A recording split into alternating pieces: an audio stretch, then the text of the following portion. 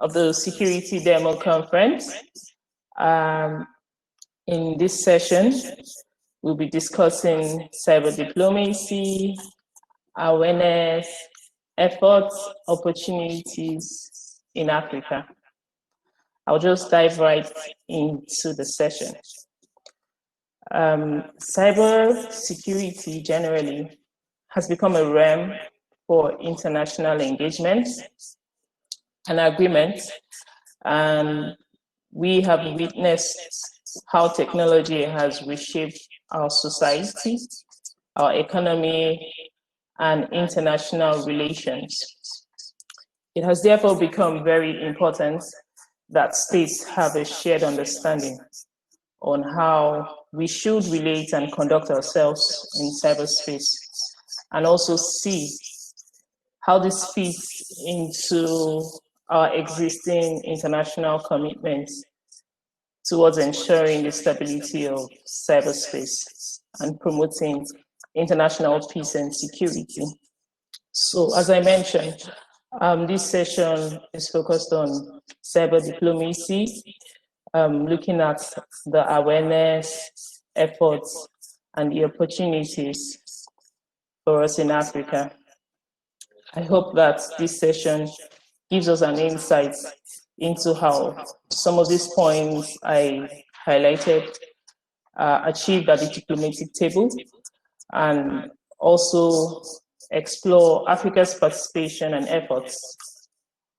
And joining me today in this session is the amazing Enrico Calandro. This is someone I look up to in this field. So I'll just give us a brief bio on who Enrico is. Enrico is a co-director at the Cybersecurity Capacity Center for Southern Africa at the University of Cape Town. He's also a senior research associate at Research ICT Africa. Over the past 10 years, a relationship between digitalization and development in the African context. He has conducted internet policy and regulation research across the African continent to facilitate evidence-based and information policy for improved access, use, and application of ICTs in Africa and beyond. And this is one of the parts that really excites me about Enrico.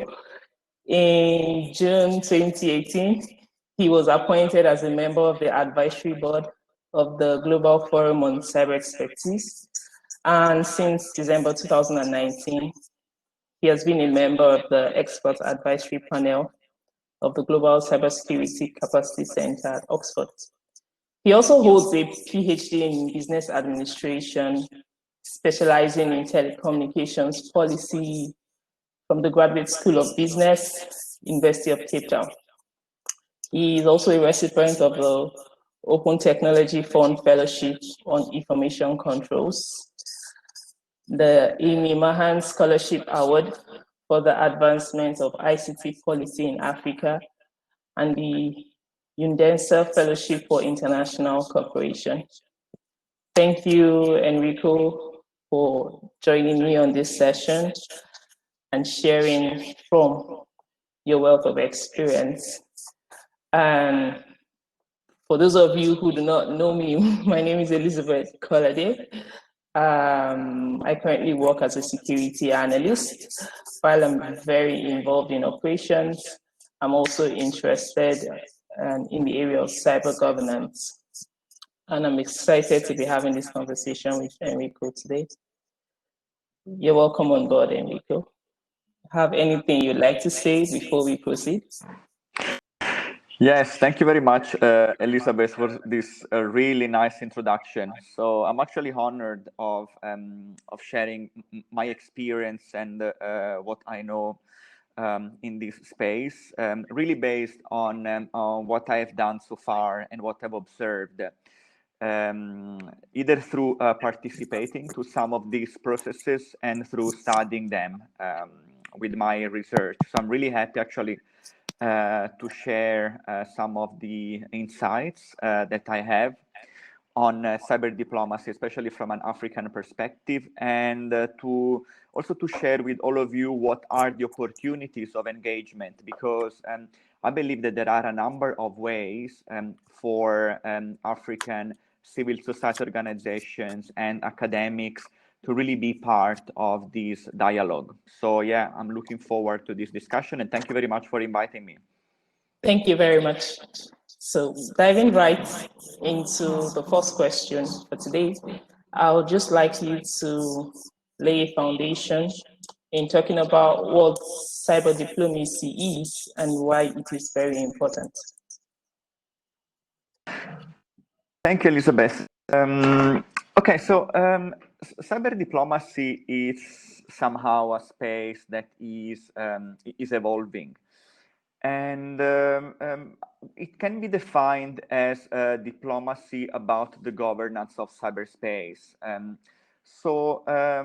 As you mentioned as well, cyberspace is as a growing space similar to the existing spaces under discussion at the UN level, land, sea, out of space, and land, sea, out of space. And there is a missing one. But in cyberspace is the only one that has been human created. And it's an increasing space where actually global politics are at stake, and a number of countries are trying to set rules and regulation on how to regulate this human-made made space. So why it's growing and why it's important? Because access to the internet has been growing, not only in developed countries in the global north, but also in the global south.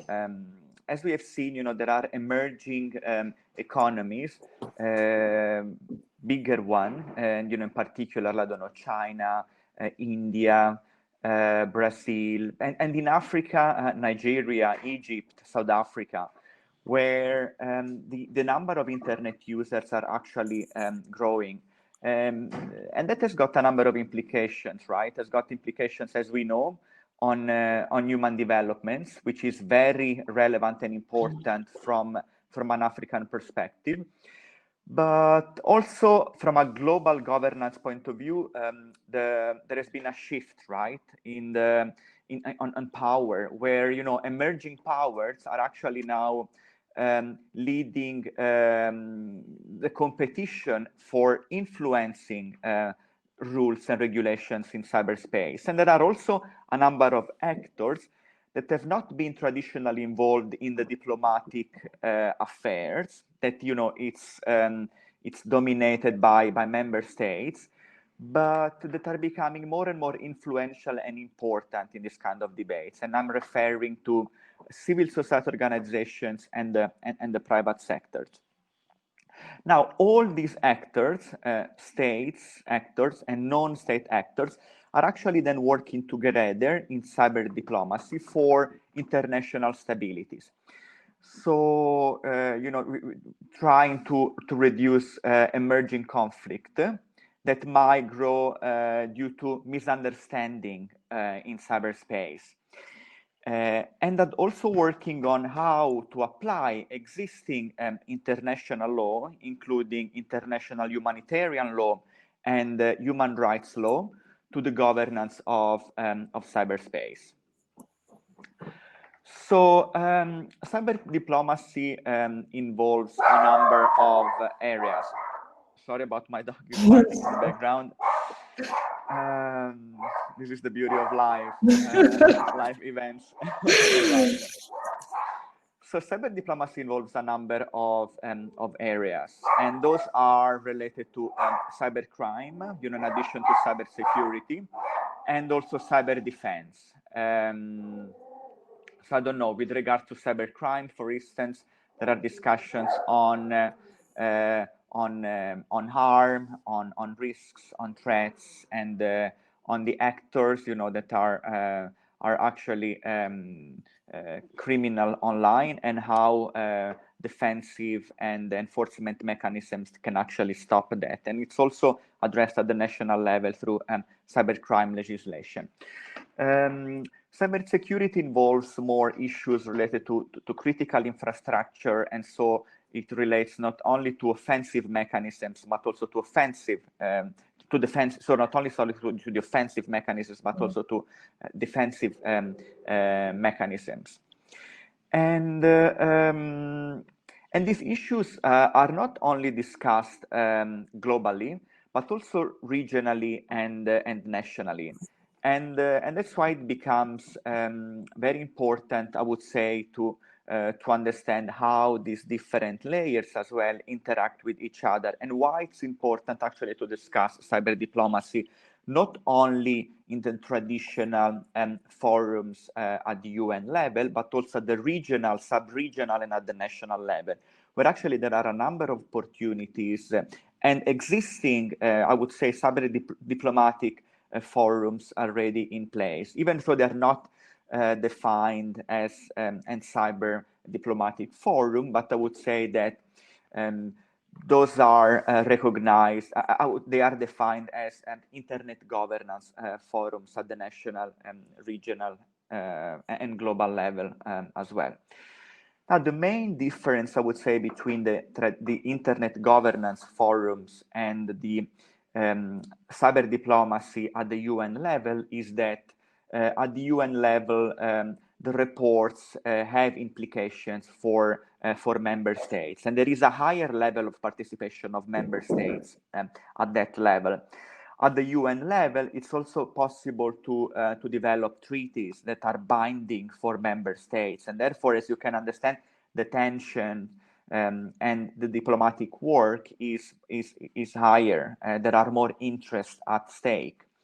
While instead, at the internet governance level, the forums have they do not have binding decisions that are made at the end. So those are mostly to familiarize with what are the main priorities to be discussed from an internet governance point of view, including cybersecurity. Okay, thank you very much. That was very elaborate and informative. So one of the things you mentioned was how the rising use of internet users and penetration of internet has made cyber diplomacy an important conversation to have. So Africa has recorded a 39.3 internet penetration rate, and we currently have over 500 million internet users. This testifies to Africa's vibrant digital ecosystem, and it also highlights the stake that Africa holds at the global digital ecosystem. As it relates to cyber diplomacy, where would you say Africa stands at the moment at the international scene? So in terms of cyber diplomacy, I would say that currently it's not easy to identify a position across all African countries. So Africa does not have, I would say, one voice, to speak on cyber diplomacy. But that's, I think, there are a number of reasons for that. So, Africa is 54 African countries. There is a regional body, the African Union Commission, that somehow is trying to gather all different voices in Africa, and has done a lot of work in trying also to harmonize cybersecurity policy and legislation at the continental level through the Malabo Convention, right? This binding convention that was drafted in 2014. But African countries have been really slow to ratify that document for for a number of reasons that are also difficult actually to identify. And it seems that one of them is that African countries still have the impression that they've not been fully included in this kind of debates, not only internationally but also regionally. Somehow, because there is the impression that these documents somehow are drafted with the support of external consultants that not always understand what are the priorities from an African perspective. That could be actually completely different from the priorities identified at the global level. That's what makes I would say the African perspective really interesting, and it's also very, very important actually to bring these voices to the global level discussion. During an informal meeting at the open-ended working group, it seems that Botswana actually made the first statement from an African perspective. It was, I think, in July this year. So it seems that an African voice now somehow is emerging, and other statements where it's possible actually to identify probably an African position on these issues are from the non-aligned member statements at the open-ended working group level, because that group gathers the majority, if not all, African member states. So probably in that case, it's possible to identify an African position. Another reason for a fragmented voice in Africa is that different countries have got very different levels of ICT development. So as I mentioned, Africa's got some leading countries, Nigeria, Egypt, South Africa, Ghana, and Mauritius, in terms of ICT development. They've got a very higher level of ICT use, and growing users, while others, of course, are falling behind. So, for them, probably also cybersecurity is not a priority yet, considering that the main priority, which I would say still across all African countries, still access. But what we have observed is that as access is growing, also threats and vulnerability in cyberspace are growing. And therefore, cybersecurity is becoming somehow a priority. And then in Africa, there are also countries that are actually excellent in this space. And Mauritius is one of them. Mauritius, if you see the country in, for instance, in global indexes, like the Global Cyber Index of the ITU, is actually always almost at the top of that index. And why? What's the reason for that? The reason for that is that the countries actually put in place mechanisms that allow it to govern cybersecurity in a proper way. So the country, has got a cybersecurity cyber strategy in place. That want to review it, considering also emerging legislation on data protection. I don't know. The country is interested in trying to understand what are the implications of the GDPR on Africa and in Mauritius.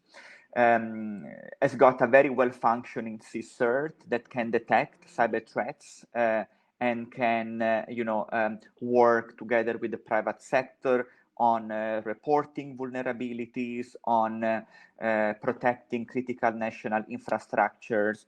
Has got, provides training for the enforcement in order, again, to detect cyber threats and to fight against cybercrime. So, has put in place all these mechanisms that allow the country actually to be placed on top of these global indexes that try to measure somehow the maturity of cybersecurity in a country.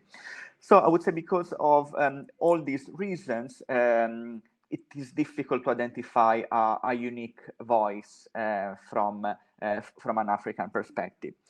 I would say that one of the priorities, so that it's possible to identify across the entire continent, is that ICT is considered as a driver to address the three main challenges from an African perspective that currently are poverty, unemployment, and inequalities. So, ICTs are considered as a driver to improve that situation across these three priorities. And there is a growing understanding that if, access is not accompanied by a safe and secure environment, some of the developmental goals won't be met. And that's why cybersecurity is also becoming a priority. Okay, thank you very much. Highlighting some of the points you raised and talking about how we have different priorities and different level of development, it's still important that we are present at these international conversations in the area of cyber diplomacy.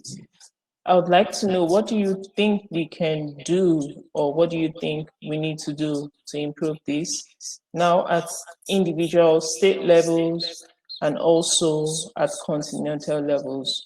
How do you think the AU can help in driving this? I mean, like you mentioned, the Malabo Convention, we still have states who haven't ratified this convention.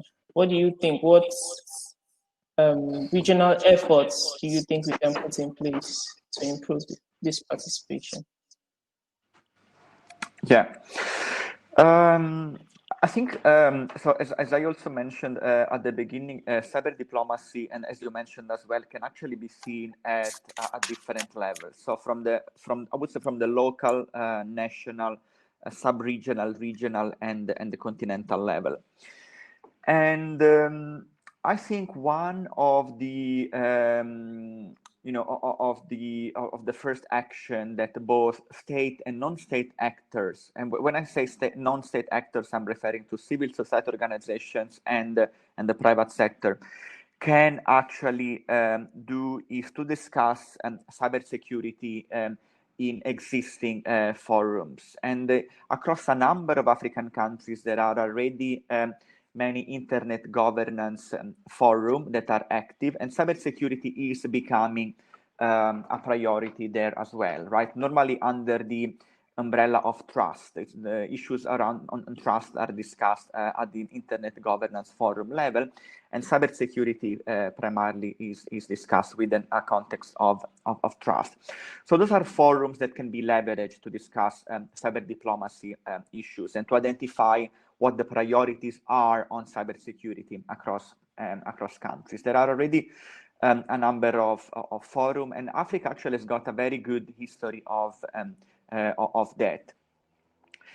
Other important forums in Africa are the so-called AF stars, and here I'm referring to the, I would say, long-standing tradition of in Africa of technical forums discussing the governance of cyberspace from a more technical perspective. I don't know, for instance, there is Afrinic organizes the Africa Internet Summit every year in a different African country. And that's an opportunity of discussing cybersecurity from a more technical point of view. And a number of civil society organizations and private sector organizations actually gathered together during the African Internet Summit. And this tradition actually dates back to the 1990s, specifically in 1998, when, that's when also the following the formation of the ICANN, during a workshop, Dr. Kaynor, that is considered somehow the father of internet in Africa, institutionalized these different organizations that constitute the so-called also African internet ecosystem. And it was also a way to institutionalize a regional dialogue on digital governance from an African perspective. So those are other opportunities actually to engage on cyber diplomacy at the regional level. At the African Union level is primarily states that engage with the African Union Commission on cyber diplomacy. There are some spaces for civil society organizations of engagement as well. For instance, last year, the Global Forum on Cyber Expertise was organized at the African Union, in the African Union building, and a number of civil society organizations in Africa were invited to be part of that meeting. And the UN Open-Ended Working Group and the GGE organized also a regional meeting, which was considered a meeting to build confidence and let different state and non-state actors familiarize with these issues. And civil society organizations were invited as well. At the UN level, since last year, open-ended working group was set up, was created. It was a suggestion done by the Russian delegation to actually expand the mandate of the so-called open-ended group of governmental experts that is working on these issues for a number of years, but it's a small group of 25 states. So the idea was to expand the mandate of that group and to include all member states and also non-state actors in these debates. And in December last year, there was an intersessional meeting with a number of civil society organizations, including civil society organizations from Africa and private sector organizations, to really bring their voice into the debate. And there are now discussions of hosting a similar informal meeting this year as well in December, where actually non-state actors and civil society organizations will have an opportunity of identifying priorities and be part of that dialogue in an informal way, but with the objective somehow also of, of bringing that kind of a grassroots perspective to this global dialogue. So actually, my suggestion would be to keep an eye on what are the developments there, also at the UN level, and look for these informal dialogue that will take place virtually in December, because it will really be an opportunity for a number of civil society organizations to be part of it and to bring their own voice to these debates. Okay, thank you very much. Leading from what you just said, and also seeing the key role that non-state actors, in this case, civil society organizations and private sector, seeing the key role that they play in the cybersecurity ecosystem. Also referencing the OEWG engagement, it recorded participation from a lot of civil society organizations and individuals. So within the African region, there have also been conversations on the rise of diplomats as individuals and at civil society organization level. How would you recommend that states engage these individuals and these civil society organizations for African states now to be able to have a position at this global and international conversation? What are your thoughts on how states can engage them, because they are a key part of this ecosystem? Yeah, I totally agree. And I think that there is an opportunity both for states and no state actors there. And where is the opportunity? The opportunity is that, unfortunately, as we know, the majority of African states are under-resourced. So they do not have enough resources in terms of means, capacities, and skills to actually engage in this kind of debates. There are a number of priorities from an African perspective, right? Especially at the UN level. So the delegations normally are limited to a few people that have to cover all aspects discussed at that level. But as we are seeing, cybersecurity is becoming a highly technical, complex issue that required highly specialized expertise. Now, where is actually that expertise then lying from an African perspective and in Africa? It is within the civil society organizations. It's with the technical community. It's at an academic level.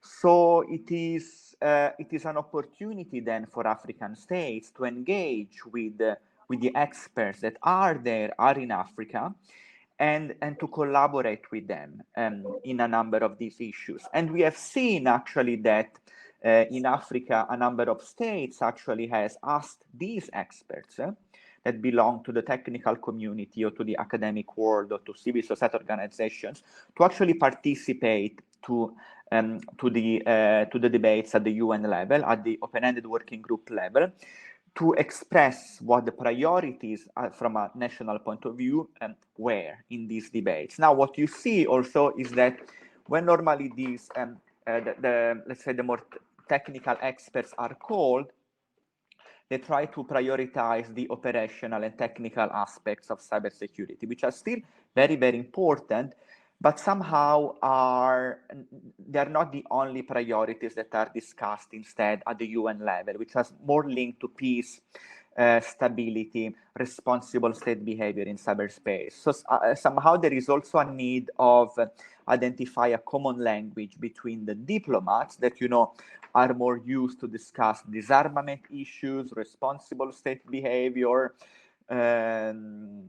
and I don't know, peace, security, and stability from a diplomatic point of view, and the technical instead people that, you know, are more used to discuss operational issues, I don't know, security from an IT and network technical point of view. So I believe that the obstacle probably is more at that point, but there are opportunities of bridging these two wars. And as I said, the main opportunity is the fact that currently African states do not have enough resources within their own staff really working for the government to be able, you know, to discuss cybersecurity issue in an informed way. And that's where the opportunity for civil society organizations and the technical community is. And I believe that there is a growing understanding from at an African state level, public sector level of that. And I see that there is more and more engagement. Now, when civil society organizations and the technical community engages with African states, there is also need of building trust. Trust is another issue that needs to be built horizontally between state and non-state actors, and across states at the UN level, right?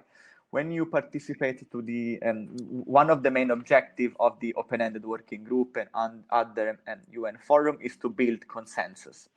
You can build consensus only if you build trust between different entities. So also, you know, so trust and consensus, yes, has to be built, you know, between different states at the UN level. But at the country level, needs to be built between civil society organizations, the technical community, and the public sector. That's very, very important, because that's the only way actually to work together and to achieve a common goal. Okay, thank you very much. One of the things I picked from what you said was talking about the role the technical community play in the area of cyber diplomacy. I was having a conversation with someone a few weeks back, and he was trying to convince me on how the technical community wasn't necessarily important. at diplomatic tables, and I didn't agree with him, I'd just like you to actually emphasize on the key role and the importance of the technical community. Because sometimes when we make these diplomatic decisions, I think it's very important that we also consider what the realities of the operations room is. I mean, when we have cybersecurity incidents, major incidents that affect states, it's down to the people in the operations room. So I believe they have a key role to play in this, and you also touched on that. I'd like you to emphasize on why it's important to bring the technical community into this.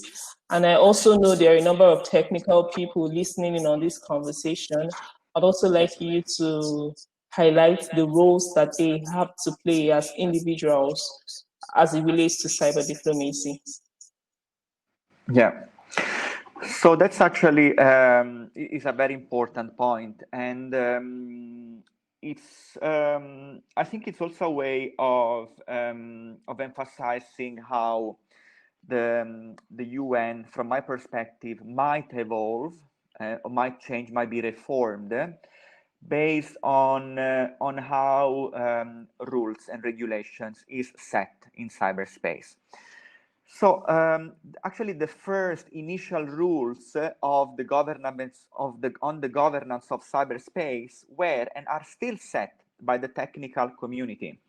So there are a number of very important forums, the International Engineering Task Force, setting standards on how the internet should work, the ICANN on numbers and IP addresses, on names and IP addresses, the AFRINIC, which is the somehow the technical body as well, setting technical rules on the IP space, where actually all these rules are of technical nature and are set by technicians, and they are also set through discussions, through dialogues, based on their expertise and what they know on how the internet technically and practically works.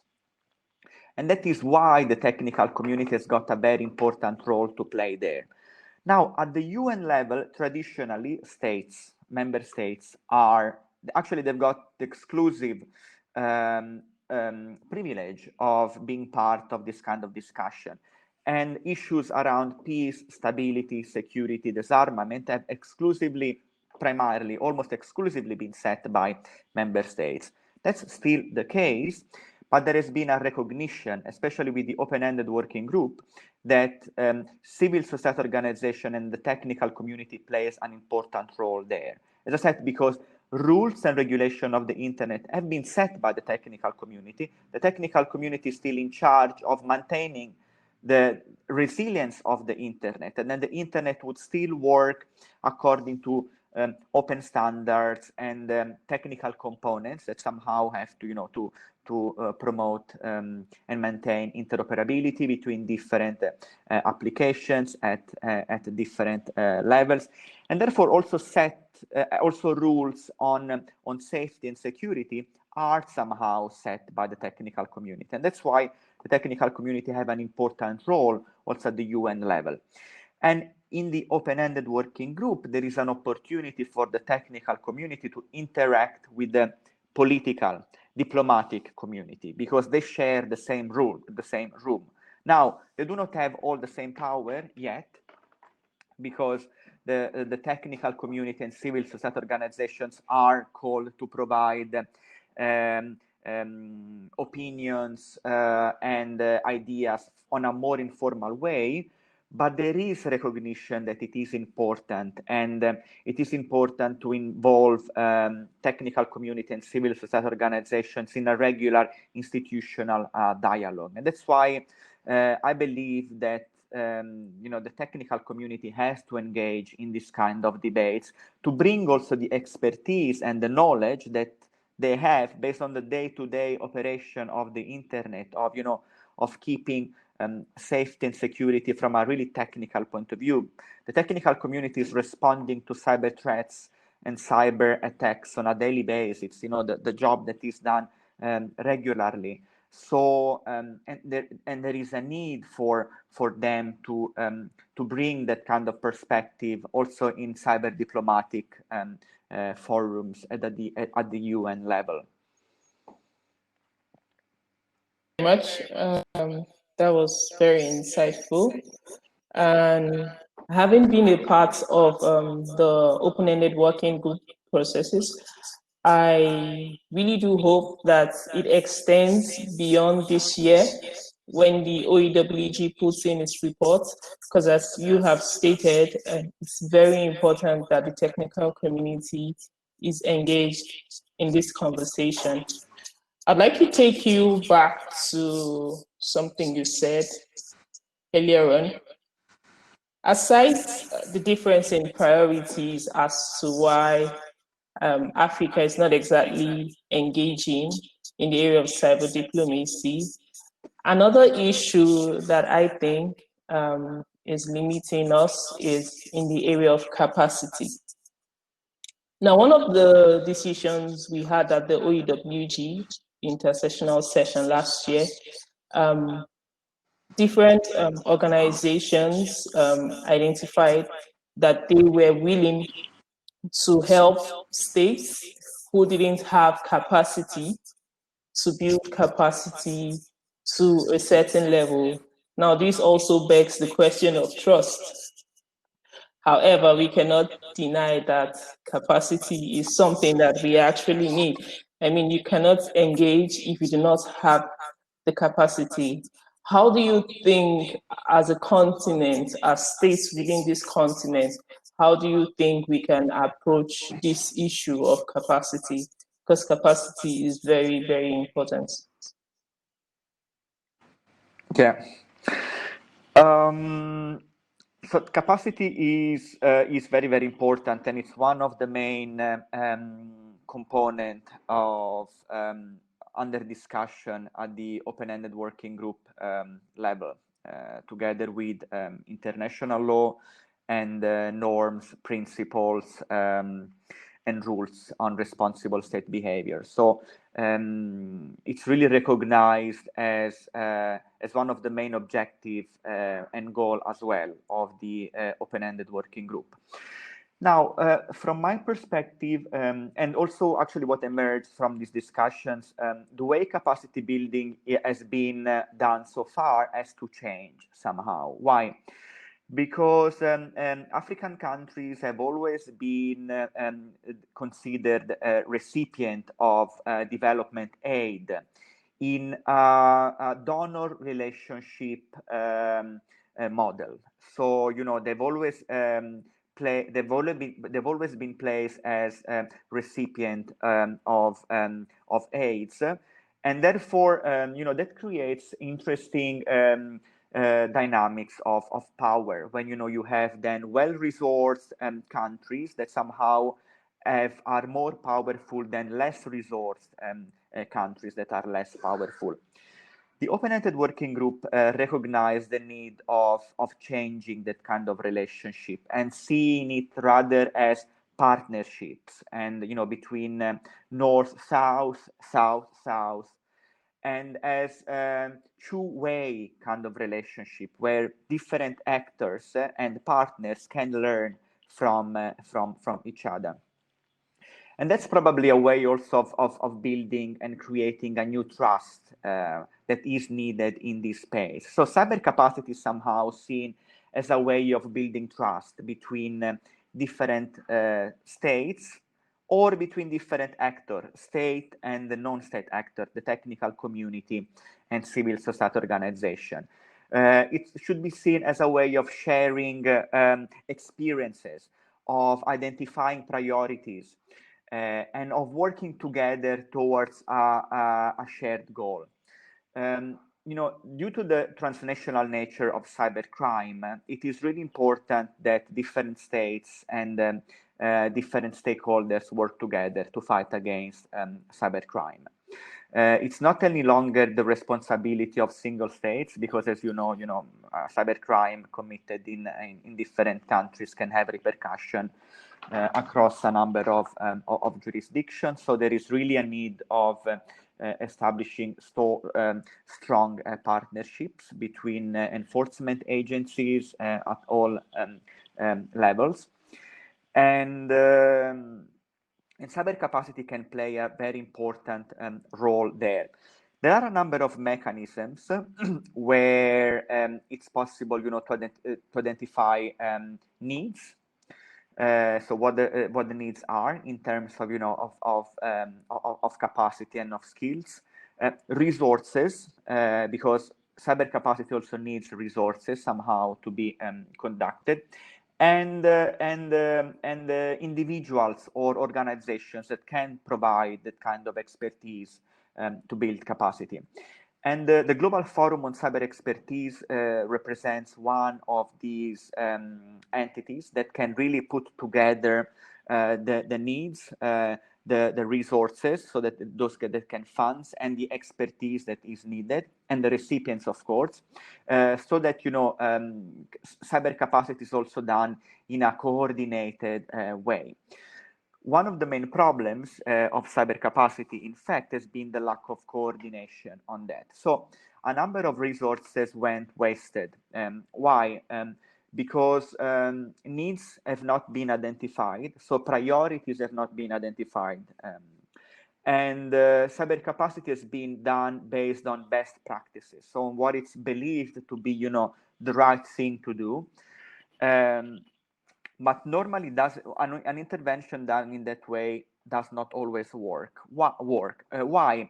Because it's based on the assumptions of well-resourced institutional arrangements, or of countries that have got already in place a number of structures that, then are able somehow to take into account the recommendations that are done in this way. Instead, I believe that it's important to identify priorities at the national level from an African perspective through research. Research has a very important role to play, because it can really identify what the priorities are. Once the priorities are, it's possible to once we have identified what the priorities are, we can then understand what the needs are in terms of cyber capacity, and identify what are the available resources then for cyber capacity to happen. And cyber capacity has to, it can't be a workshop that is done and it ends after 5 days, and involves only just very small group of people, but it needs to be an exercise that actually goes together with the development of the cybersecurity strategy, and then assesses whether the cybersecurity strategy has been properly implemented. And when the cybersecurity strategy has been drafted, capacity building can support the implementation of a cyber policy and a cybersecurity law and legislation, and provide training to the enforcement, and assess whether CSIRT is actually, meeting its mandate, is really operational or not. So cyber capacity should always also be seen as a mechanism that underlies the entire cybersecurity ecosystem, so that, capacity skills are really built at all levels, and also resources are allocated at all levels where are they mostly needed.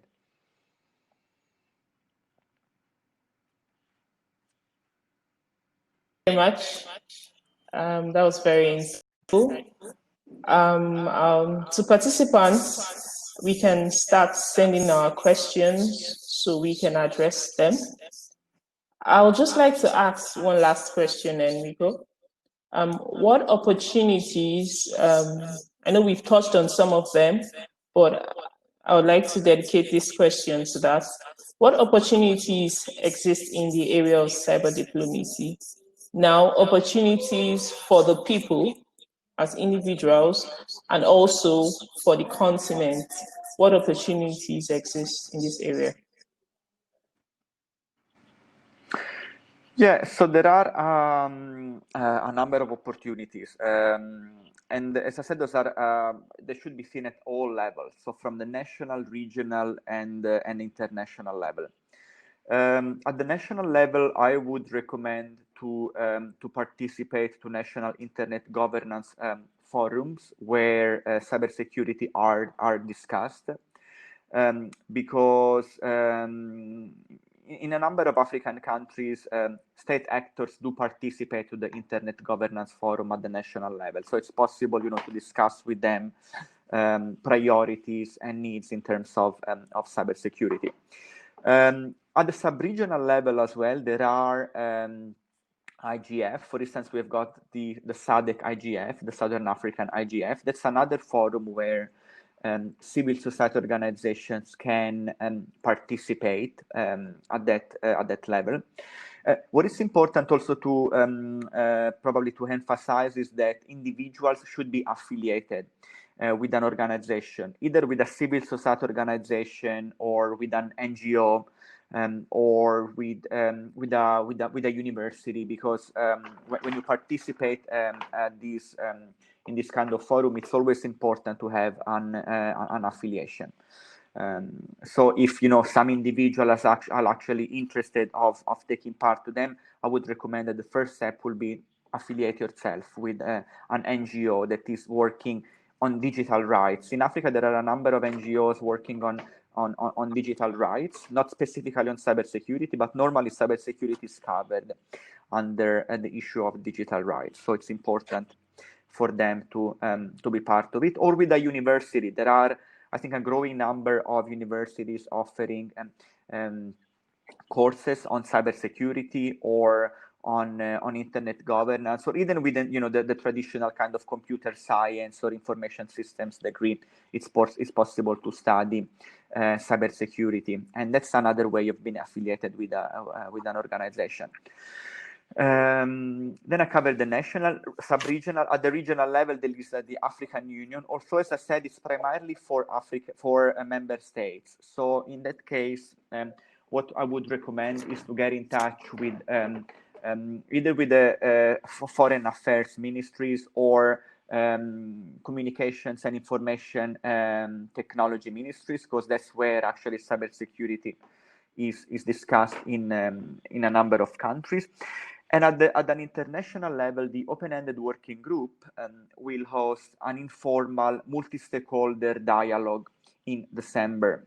So have a look at the website, keep an eye on that, on the open-ended working group of the UN, because most probably very soon there will be a way to register to that kind of dialogue and to participate to this informal meeting. So that's, I would say, the next opportunity to engage at the global level.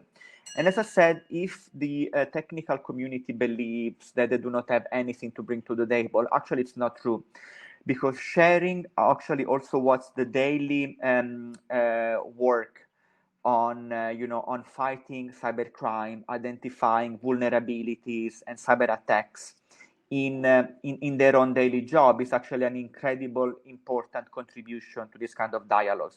And that's what actually the open-ended working group at this stage is looking for, because otherwise this kind of issues are just discussed at the theoretical, very high diplomatic level, but it's very difficult then to understand what are the implications at the national level and what the priorities are. We are also at a stage of operationalizing the so-called cyber norms, that are a number of voluntary, non-binding norms on responsible state behavior in cyberspace. And at that level as well, in order to understand how these norms are practically observed at the national level, it's really important to understand what the technical community is doing on a daily basis in these different countries and where the problems are. Because in that way, it would be actually important to understand whether, national critical infrastructures are protected, which is, one of the norms actually, or whether there are in place mechanisms to share threats, ICT threats, or malicious behavior. Are mechanisms in place at the CSIRT level the technical community knows that, in different countries. Are there mechanisms to report vulnerabilities of softwares and critical information infrastructures? The technical community knows that, and they perfectly know how that's done at the national level, if it's done, and other things. So it is actually, this is a very good moment for the technical community to be involved in this debate, because as I said, the UN Open-Ended Working Group is moving from a phase of defining these norms, which are still under definition, and probably some new norms will be added to the current body of 11 norms. But it's also the moment of observing these norms at the national level. And as I said, the technical community there has got probably the most important function. Absolutely. I absolutely agree with you.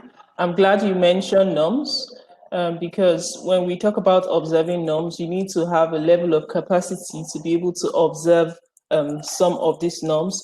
And as you also mentioned, the technical community has a key role to play in helping us build our capacity as states and also as a continent. So we have a question here. The participants would like us to speak on how competing priorities such as food security and economic concerns and how limited resources can be addressed to help push the importance of cyber diplomacy to get the appropriate government attention and commitment as it relates to resources. So basically, how do you think we can speak to these competing priorities and how we can help to push this to the government at the government Yeah. level? Okay, there are a number of ways. As more critical infrastructures, also in Africa, and here I'm referring to the food supply chain or to utilities, electricity, water supply, and so on and so forth, are actually moving online, or at least, many of their functions are managed through electronic means. An attack to these critical national infrastructures will have repercussion on food security, on the provision of electricity, of water, and so on and so forth. And African countries cannot afford that, considering that they're already struggling actually providing this kind of services. So to maintain and preserving safety and the security of the critical national infrastructure is becoming a priority, and a number of African countries are already becoming aware of that. So that's a way, of trying to understand why, cybersecurity is actually a food priority. It's a food security priority, is a water supply priority, is an electricity supply priority. So that's one point. Secondly, cybersecurity can become one of the main economic drivers for African countries. Considering that currently African countries are in a position of vulnerabilities from a cyber security point of view, there are a number of jobs that can be created. There are a number of expertise, that can be really built in order to try to fight these increasing cyber threats that are there, and are a priority for people. And that's an opportunity, I believe, also for the private sector, to really then try to identify where the opportunities are, and to really start creating, small and medium enterprises that tackle the problem of cybersecurity. I think there are enormous opportunities there for a number of micro, small enterprises and individuals that would really like to enter this space, and that somehow builds, bridges the economic concern from of states. Third, as I said, states do not have currently resources, skills, and capacities to engage at this level on cybersecurity issues. But skills and resources might now be with the private sector and with civil society organizations. So, for states, there is an opportunity then of working together with the technical community and civil society organizations. And that's where then there is a need of building relationships based on trust, so that then state and non-state actors can work together towards the same goal. Much. I also like how you addressed the need for the opportunities as it relates to coming up with medium and micro, small, and medium enterprises, because also reflecting on the question that was asked, one way we can also push this is to actually look at it from the aspect of national security, because when we look at the African continent, we are as the receiving end as it relates to digital solutions. There is also a need for us to develop our indigenous digital solutions that can help combat and meet some of these are priorities, because if we are always at the receiving end, there are always going to be trust issues in the area of cybersecurity. So these are some of the things that we really need to take a look at. We have another question. This participant would like us to discuss how ties with former colonial masters helps or hinders Africa's efforts of African countries in the cyberspace. Did you get that question, Amy? All right. Yeah. Okay, so as I said, at the open-ended working group level, there is the main discussion, especially also around capacity building, is to change that kind of relationship, which is currently a donor-recipient relationship, where developmental aids are provided to African countries. And I believe that perpetuates some of the power dynamics, between the former colonies and African countries. So there is a need of changing that kind of relationship and building rather partnerships and collaborative efforts to fight cybercrime across different countries. And that can be done through identifying what the current priorities from an African perspective are, and providing African countries and African state and on-state actors the opportunity of bringing their voices out at different levels. So I believe that there are both opportunities in this way, so to change that kind of relationship from donor-recipient to partnership and collaborative models on the one hand, and on the other hand, it's also important to become less dependent on technologies from formal colonies or new emerging powers from, for instance, China. Currently, the supply chain of Africa is primarily foreign. So we use technology that was not developed in Africa. Our mobile phone, the telecommunications infrastructure is entirely foreign. And that creates security risks, especially if it is not possible to scrutinize this kind of technology. So to try to understand really how it works. That requires, the creating and building highly specialized skills, either on reverse engineering, if it's possible, and up to which point, to try really to understand how proprietary technology works on the one hand.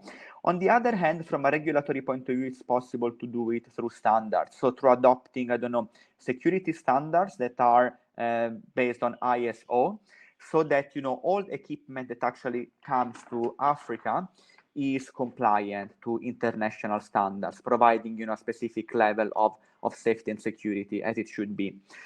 Third, it is important, as you were saying, to develop indigenous technology. And in cybersecurity, I believe that there is a huge opportunity.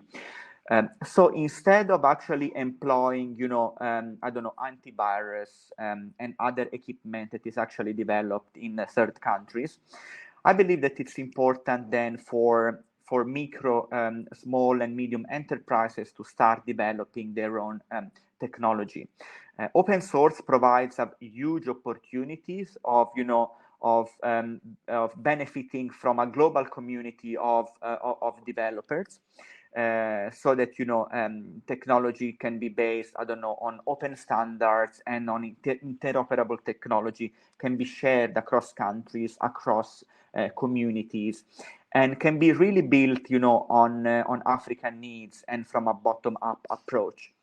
So I think it's a way of changing relationship, of building collaborative models, and on developing indigenous technology with the skills and resources that are available in the country, and that can be also shared across many other countries. I think it's important for African technical community to study overseas in the top Ivy League American universities, Asian universities, European universities. These are huge opportunities. And then to go back to their own countries and bring that expertise back home. All right, thank you very much. And also to add to what you said, well, yes, we acknowledge that there might be some hindrances. I think we also have a responsibility at our own end. Now, speaking from national perspective, there are ways we can actually address some of these things. As you said, ensuring that some of these solutions meet international best practices.